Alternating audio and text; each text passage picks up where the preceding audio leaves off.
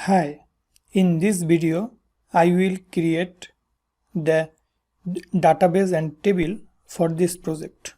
So go to your web browser, then type http localhost php my admin here, then press enter. If you press enter, so what will happen? The PHP MyAdmin interface will come. Using the PHP MyAdmin interface, you can create your database and manage database for your application. So I will create a database for this project. So I come in the PHP MyAdmin. Then you will see that here is a databases option. Just click here, and here a create database option will come in front of you. So give a name of your new database. You can put any name. In this case we put the name as project newsletter sign up. So this is our database name. Now click on create button. Database has been created successfully, but in this database there is no table created. So what we need is we should create a new table. So in order to create a new table, first you have to select database, and then in the create table option give the name of your database table. So I here give the name of table. I will give the name subscribers, because actually I am going to store my subscribers in this table. So what will be the columns for this table? One column is ID, then you will have to make another column subscriber email, then you will have to create a token value, because we will create a verification link using that token field, and a status we will make for this subscriber, active or inactive. If you want, you can save more information. For example, you can store the subscriber creation date or submit date, activate date, etc. So initially I am going to create 4 columns. If I need to create more, I will add those later. So I am going to click on go button.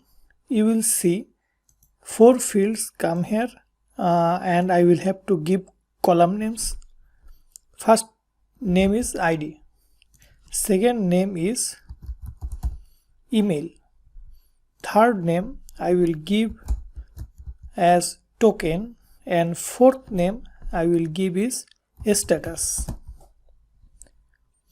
For token I am going to set up varchar. You can use varchar as a string, or you can use text.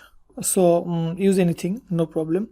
For email address you can use varchar or anything text, no issue actually. And for ID will be integer, because this will be auto increment field and we will not manually give anything here.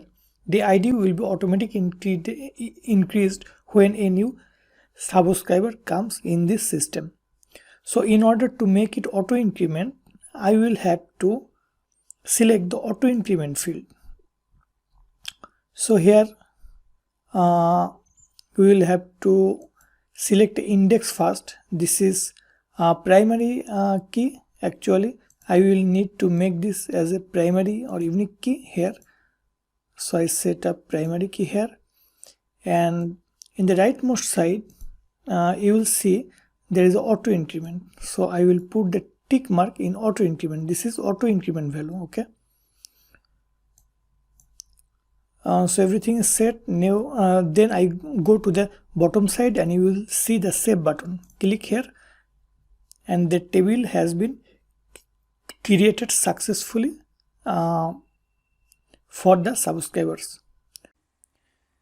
But one thing here, that is I forgot to set up the status, because I will not make a status integer. So what I can do, it may sometimes happen because you can forget to enter something when you will create the table. So you can edit anything afterwards. This is very easy.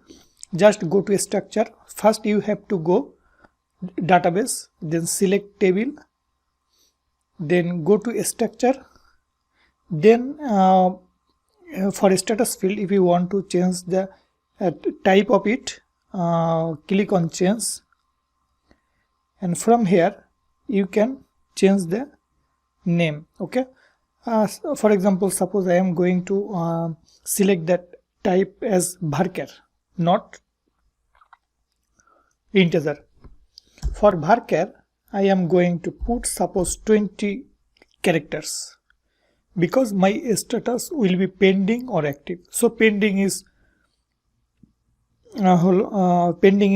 7 characters actually, or active will be 6 characters. So you can set up maximum 7 character here also. I am going to put 10. Now click on save. Varchar means string. Varchar means string. So status will be string. Token and email also string, but those are text format and no limitation of number of characters. This is the main difference here. So my table creation task is completed.